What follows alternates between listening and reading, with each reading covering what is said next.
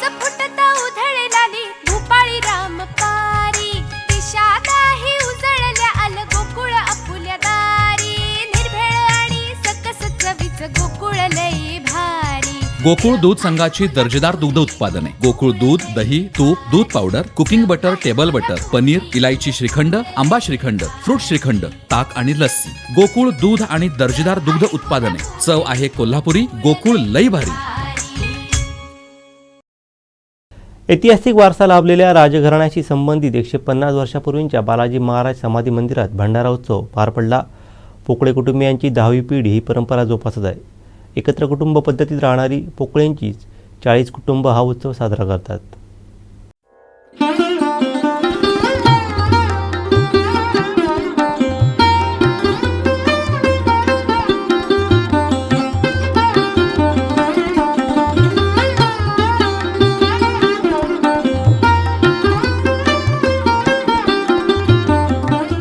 ऐतिहासिक वारसा लाभलेल्या सावंतवाडी शहराला 300-350 वर्षाचा जो इतिहास आहे, या इतिहासात सावंतवाडीतलं आध्यात्मिक महत्त्व हे तेवढंच महत्त्वाचं आहे।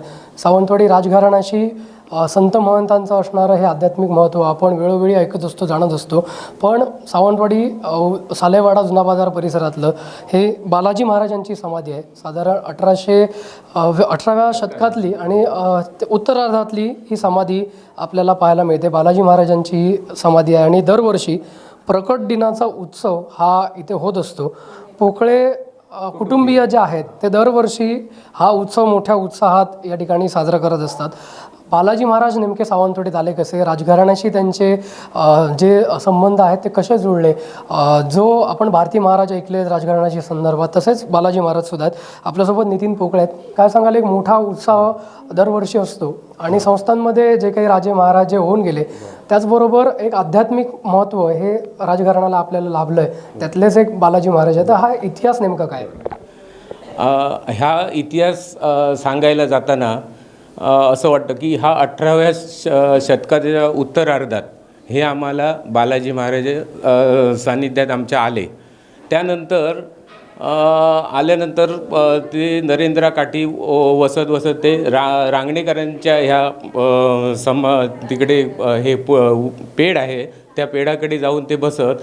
त्यानंतर ते इथे पोकळ्यांना या आमच्या घराच्या इथे हे पेड आहे त्या पेडापाशी ते येऊन बसायला लागले। त्यानंतर आमचे पोकळे पूर्वज त्यांचं हे करायला लागले, सेवक म्हणून त्यांची हे करायला लागले। त्यानंतर काही कालानंतर राजघराण्यातून राजेसाहेबांना ह्याची वृत्तांत मिळाला। त्यानंतर त्यांनी हळूहळू त्यांना ताट यायला लागलं जेवणाचं, त्याच्यात आमच्या पोकळे पण त्यांचा लाभ घ्यायचे, त्यांच्यातनं ह्याच्या प्रत्येक शिद्याचा त्यांना लाभ मिळायचा। आणि असं करत करत आमचा पण त्या पोकळे घराण्याचा त्याच्यात उत्कर्ष होऊ लागला आणि पुढे पुढे त्यांना चांगल्या संधी मिळून आज हा पोकळे परिवाराचा हा सगळा हे दिसतोय तुम्हाला थाट।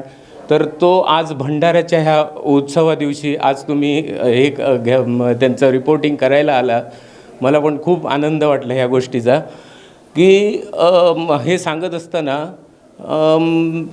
राजघराण्याच्या ह्या सगळ्या आम्ही पूर्वजांना आमचा ह्या उत्कर्ष झाला ह्या सगळ्या म्हणून आम्ही हा आज आदल्या दिवशी श्रावण वद्य द्वितीया ह्या दिवशी आम्ही आदल्या दिवशी झोळी गावात फिरवतो। त्यांनी महाराजांनी जसं आम्हाला हे केलं त्यांच्या आदेशानुसार आम्ही ती गावात झोळी करून फिरवल्यानंतर हा शिधा आम्ही एकत्र इथे आणून दुसऱ्या दिवशी ह्या दिवशी आम्ही त्याचा उत्सव साजरा करतो। आणि जे कोण असतात त्याचा लाभ घेणारे ते गावातले लोक येऊन लाभ घेतात आणि ह्या उत्सवाला सगळ्या त्यांचा चांगल्या रीतीने त्यांचा उत्सव साजरा होतो। अशा पद्धतीचं हे आहे। ज्या पिढ्या आहेत ती आजच्या आशीर्वादाने चालू आहे सगळं परंपरा आमची। तुम्हाला काय अनुभव आहे या मंदिरात? अनुभव म्हणजे मागचेच आहेत ते, आम्ही फक्त त्यांची सेवा करतो श्रद्धेने। पोकळे कुटुंबियांचे गुरु कसे स्वामी, आमच्या पूर्वजांनी त्यांची सेवा केली आणि त्यांना लहानाचं मोठं स्वामींनी केलं, गुरुनी केलं। संस्थान काळात म्हणजे दररोज त्यांना राजघराण्यातून रोज जेवणाचं ताट यायचं आणि त्यांच्याकडून गोरगरिबांची सेवा खूप झाली। गावात भिक्षा मागून ते गोरगरिबांना वाटायची. त्यामुळे ती प्रथा आम्ही चालू ठेवली की झोळी लावून भिक्षा मागतो आणि त्याचा महाप्रसाद करून गोरगरिबांना आम्ही आज त्यांच्या पुण्यतिथीनिमित्त हे करतो, वाटतो प्रसाद. आता ती इतकी दिवसाची परंपरा आहे. स्वामींचे आमच्यावर एवढे हे आहेत म्हणजे प्रसादरूपी की प्रत्येक पोकळी कुटुंबीय इथे नतमस्तक होतो, म्हणजे काही असलं तरी. म्हणजे इतकं अध्यात्माचं हे पोकळे कुटुंबियाला त्यांच्याकडून मिळालेलं आहे की तो वारसा ह्यापुढेही असाच चालू राहील असं आम्हाला वाटतं. गणपती एक आहे, आमचं कालभैरव मंदिर एक आहे, आमच्याकडेच आहे. आणि अजूनही आमचे सगळे सण एकत्र होतात. आता हा जसा भंडारा एकत्र होतो तसे दसरा, दिवाळी, गणपती सगळे सण आमचे 200-250 कुटुंबाचं आमचं एक गणपती आहे. तेवढे लोक आम्ही मोठ्या उत्साहात तो साजरा करतो. असंच एकत्र आहोत आणि याचा आम्हाला अभिमान आहे की अजूनही आम्ही एक गणपती आहे आमचा आणि आम्ही एकत्र अजूनही 40 कुटुंब, जवळजवळ 200-250 माणसं एकत्र आहोत. म्हणजे मला वाटते सावंतवाडीत आमचंच एक असं घराणं असावं असं वाटतं की 200-250 माणसांचा एकच गणपती आणि एकच सगळे सण आम्ही एकत्र अजूनही साजरे करतो. सावंतवाडी संस्थानला आध्यात्मिक वारसा लाभलेला आहे, सर्वश्रुत आहे. बालाजी महाराज साधारण 150 वर्षापूर्वी या ठिकाणी प्रकट झाले. अवलिया वृत्तीचे हे संत होते आणि या ठिकाणी तेव्हा जंगलाचाच भाग होता सगळा. या ठिकाणी ते येऊन वास्तव्य करायला लागले. आमचे कुटुंबीय पूर्वज जे होते, आजोबा, पणजोबा, जिवाजी जे कोण असतील ते आजूबाजूला आम्ही अजूनही राहतो आणि तेव्हापासून राहत होते. मग ती मुलं ह्या अवलियांची सेवा करायची. कुठेतरी एक रोवळी असायची त्यांच्याकडे. ती रोवळी भिक्षा मागायला भिक्षापात्र म्हणून वापरायची आणि भिक्षा मागून झाल्यावर तीच रोवळी डोक्यावर घालायची, हातात एक पहार असायचं. असं करून ते फिरत असायचे. जेव्हा राजघराण्यात त्यांची प्रचिती आली, त्याच्यापूर्वी राजघराण्यात काम करणारे चिटणीस म्हणून जे होते जुन्या बाजारातले, त्यांना त्यांची प्रचिती आल्यानंतर त्यावेळेचे जे संस्थानिक होते त्यांच्यापर्यंत कीर्ती गेली आणि ते पण त्यांच्या भजने लागले आणि त्यांच्या आहाराची वगैरे सोय चिटणीसांच्या मार्फत करायला लागले. चिटणीसांच्याकडनं त्यांना रोजचं जेवणाचं ताट यायचं, आपल्याला पाहिजे ते घ्यायचं आणि आमचे जे कोण पूर्वज होते त्यांच्या हवाली ते करत होते.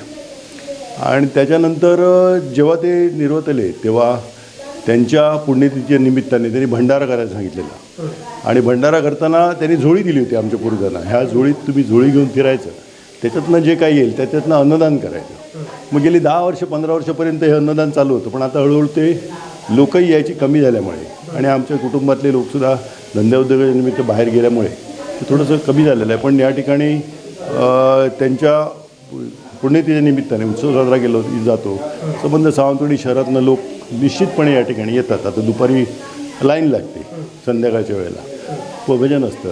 राजघराण्यातली कोणतरी व्यक्ती दर्शनाला येते तिथे. राजेसाहेब नित्यनियमाने येत होते. राजेसाहेबांची तब्येत बिघडल्यानंतर राणीसाहेबसुद्धा येत होत्या. आता युवराज येतील. अशा पद्धतीने यांची प्रचिती बऱ्याच जणांना आलेली आहे. आमच्या कुटुंबावर यांचं वरदहस्तच आहे म्हणायला पाहिजे. कारण अतिशय गरीब कुटुंब परिस्थितीत असलेलं कुटुंब आमचं सावंतवाडी शहरातलं एक मान्यवर कुटुंब आणि सदन कुटुंब म्हणून ओळखायला लागलं. त्याच्यामागे जे उद्योगधंद्याची प्रेरणा मिळाली ती त्यांच्यातूनच मिळाली असं आम्ही मानतो आणि त्यांची सेवा करतो.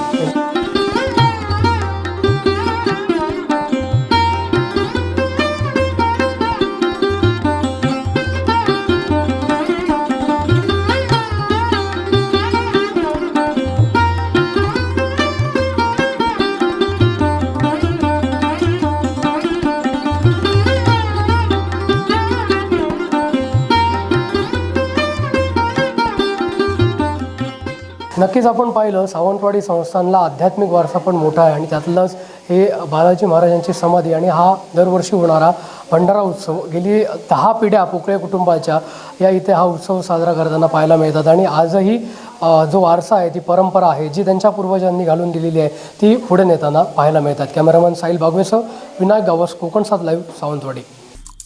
आमचे दिवसभरातले सर्व अपडेट्स, ताज्या घडामोडी आणि थेट लाईव्ह पाहण्यासाठी सबस्क्राईब करा, लाईक करा कोकणचं नंबर 1 महा चॅनल कोकण 7 लाईव्हचं YouTube चॅनल.